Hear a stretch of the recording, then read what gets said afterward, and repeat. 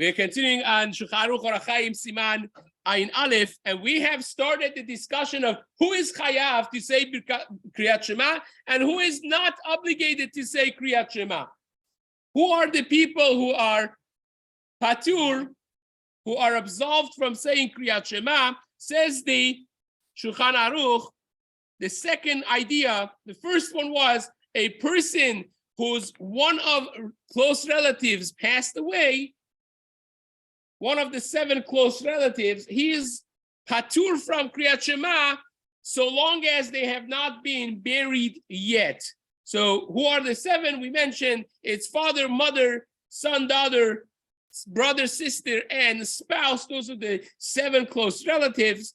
Now, we mentioned that that's in a regular day, but Shabbat we haven't spoken about. So Maran in Seif Bet Tafkuf Hey Amud Bet of regular prince of Mishna Berurah, Maran writes, "Bamed dvarim amurim bechol, aval beShabbat chayav kol hayom." On Shabbat you can't bury a deceased, a corpse. So therefore on Shabbat a person is chayav to all the mitzvot. You say brachot, you say hamotzi, you go to shul even, says Chacham Ovadia, you could even be counted as minyan. Unlike what we spoke about yesterday, about a regular weekday, an onen is very questionable if you could count them as a minyan. On Shabbat is normal. The only things that he keeps as halachot of avelud is things of sin'ah, things that nobody sees. But on the outside, he's like a regular person doing all of the mitzvot, keeping everything normally. Says Maran, Ad ha'erev, until the afternoon. If afternoon he's already getting ready for going and attending to the to the funeral, preparing for the needs of the funeral, then it's a different story. He could be again patur from the mitzvot, but otherwise, if he is not doing anything until Motzei Shabbat, until the very Motzei Shabbat, he will be keeping all of the mitzvot still in a regular Shabbat mode way without any exception. So that is the basics of aninut when it comes to Shabbat. Maran writes in Seif Gimel, Hameshamer et Hamet, if a person is guarding a corpse. Now you have in Chevra Kadisha, we never leave a dead body alone. We always have what's called the shomer, 24/7. There are people in Chevra Kadisha, when the body is not buried right away for whatever reason. Well, you all know that in Yerushalayim, they're not melin the met. They don't let overnight a body to stay, even if it dies at night. Right away, they bury them without fanfare. In Yerushalayim, that's the law. But unfortunately, other places not as efficient necessarily, and sometimes for whatever reason, both halachic or practical, sometimes is governmental. You know, if someone chas v'shalom was killed, or seems like it was killed or committed suicide, there's sometimes there are legal reasons that the body is kept, and in those cases you have someone as a shomer.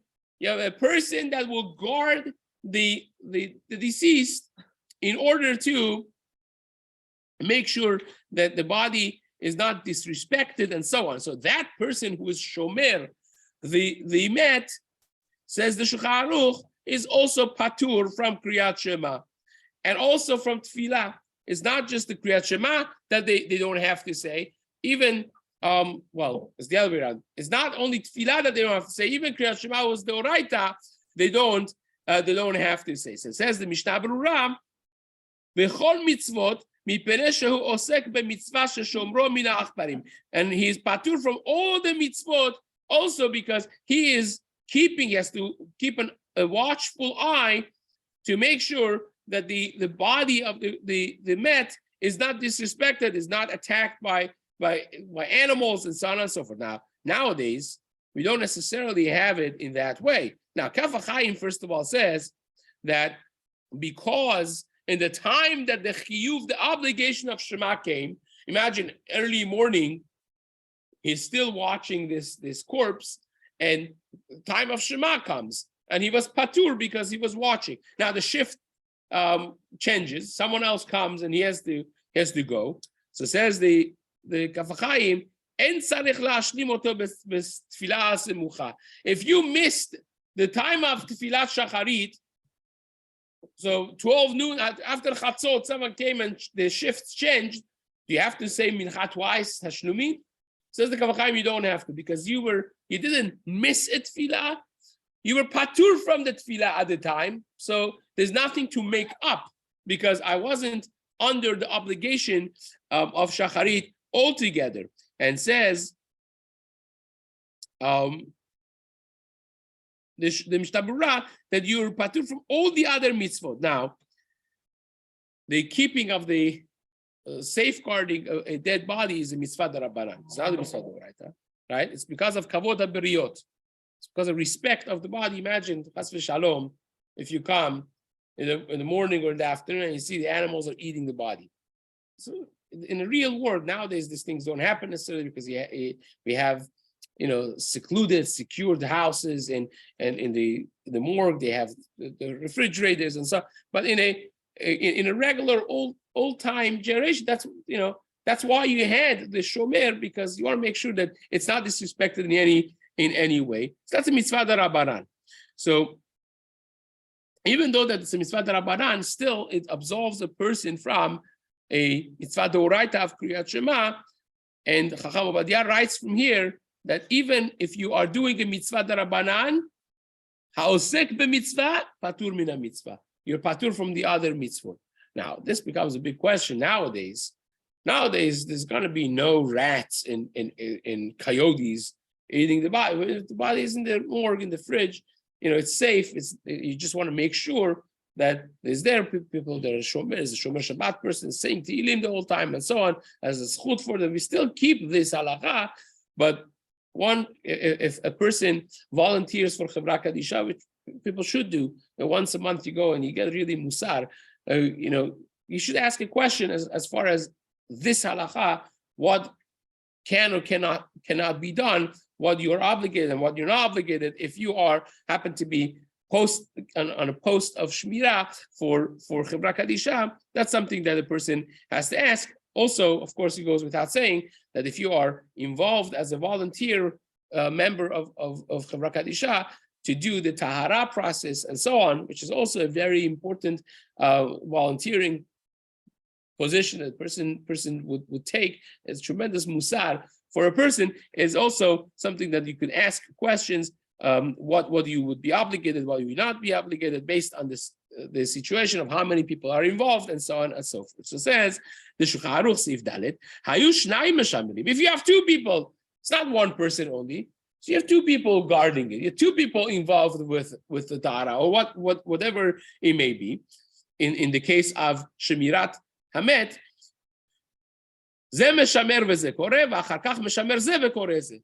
Then they switch off. And both of them are going to be obligated to say Shema, to say Tefillah, and all of those, because one of them would watch, the other one would say. Then they will switch. So therefore, you're not absolved from the chiyuv, from the obligation, because you can do better. Says the Shulchan Aruch in Seif, hey, hachofer kever lamet is patur. If you are digging a grave, also it will be all of this sorchei hamet it's included. Now nowadays we don't relate to this as much, because everything is mechanical with machinery and so on and so forth. And usually the workers, the Gentile workers are the ones who are digging. But in old time, that was digging is actually a very difficult. It's not an easy job to dig a proper kever. I remember one time, has a very long story behind it, and it happened to be such a hashgacha.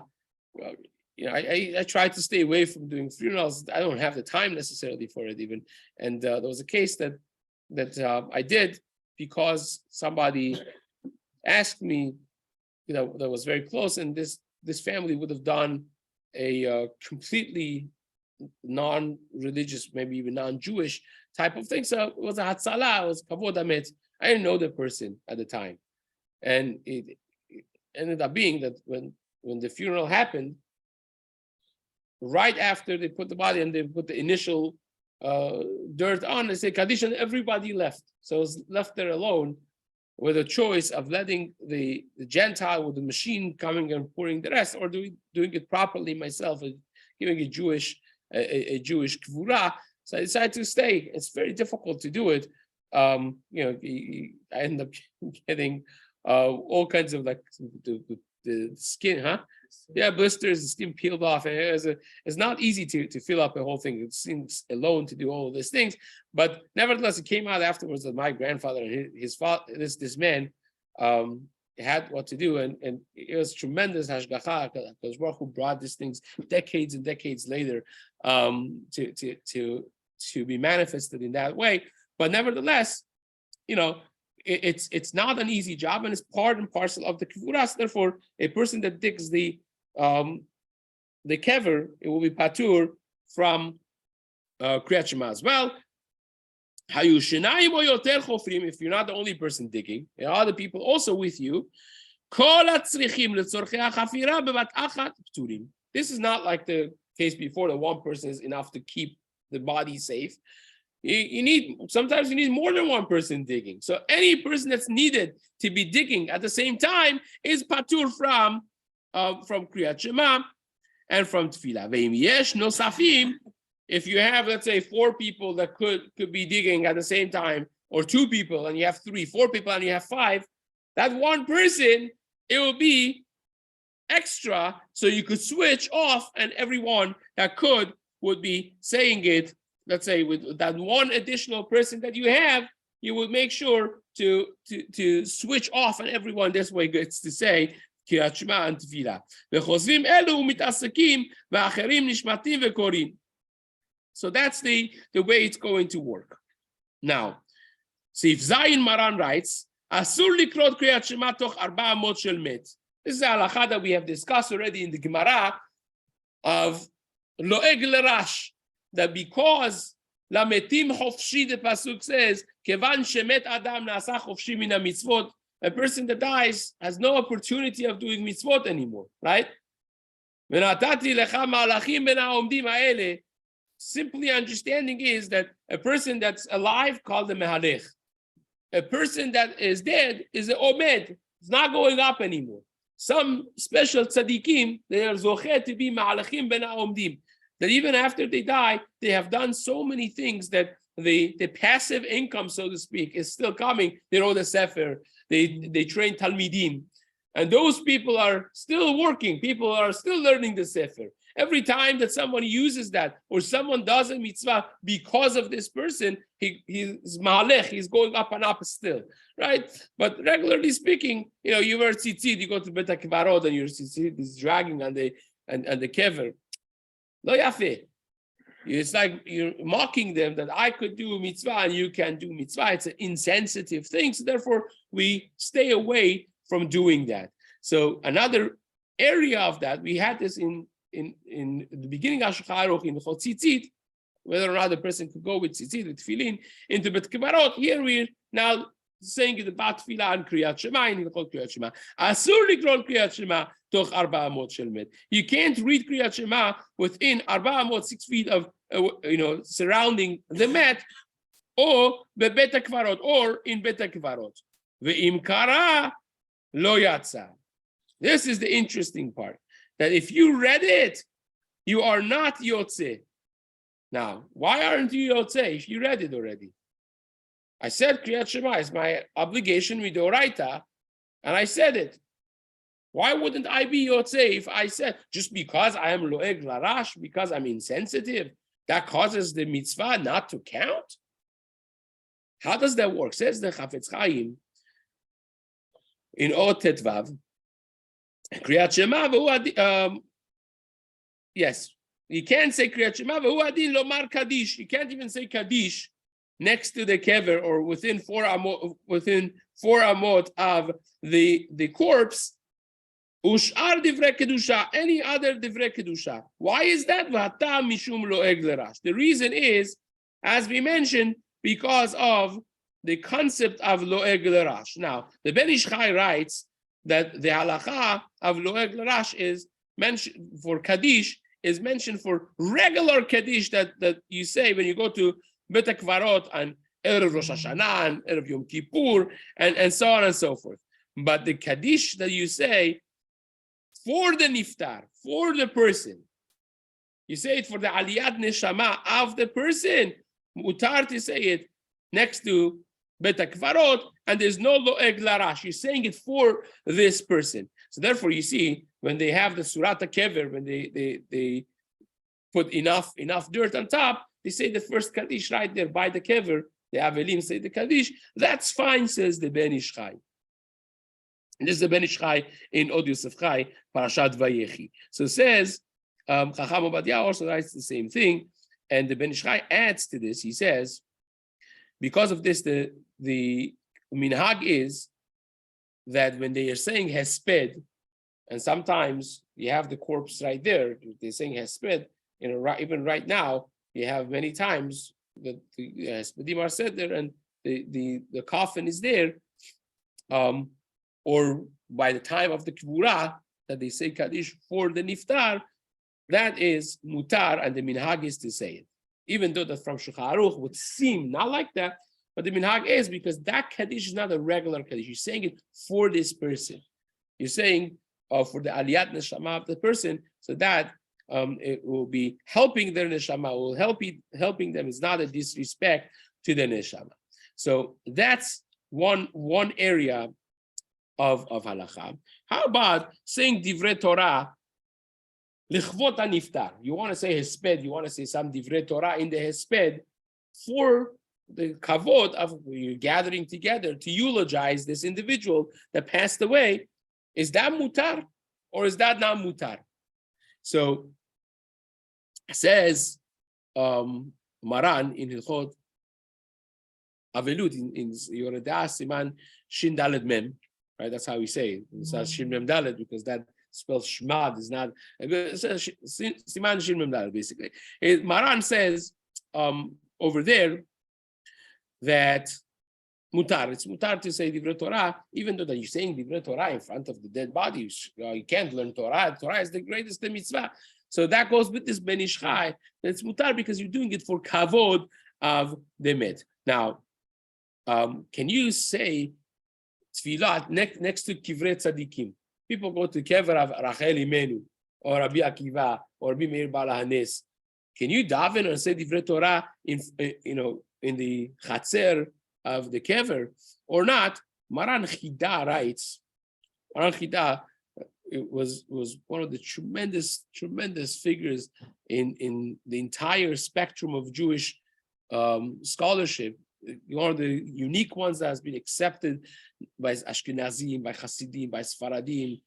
It crossed the spectrum of the Jewish religiosity. He has been accepted with tremendous respect and awe. And he writes that's mutar. There's no lo'eg larash because tzadikim afilu b'mitatam nikraim hayim. The tzadikim, the logic that we explained in the beginning, they're the ones who are holchim. They're considered ma'alachim even in Olam HaEmet. Maran Chida wrote so many, was a prolific writer, wrote 70 plus svarim. Every Bet Midrash has or should have the svarim of Maran Chida, right? And you learn there's no posek that doesn't deal with the Sifrei Chida. There's no halacha that you look at this. We're learning the Torah of Maran Chida right now as we speak. And when you speak, Sifrotehem, Dovavot Bekever, it's like even though that they are in the kever, the lips are moving as if to say, and they're growing. So therefore, says Maran Chida, there is no problem with saying tefillah by chatzer of the kivrei tzadikim. It will be mutar. Now,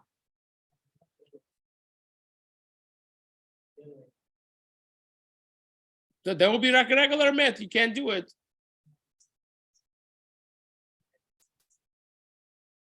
Well, but he still has the opportunity to do tshuva.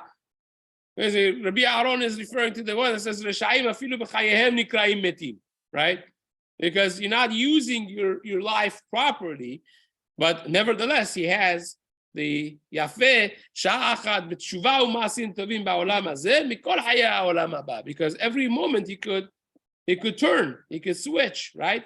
The Gemara has several stories of tremendous Rishayim doing tshuva, and he said, and the promise to have a ticket.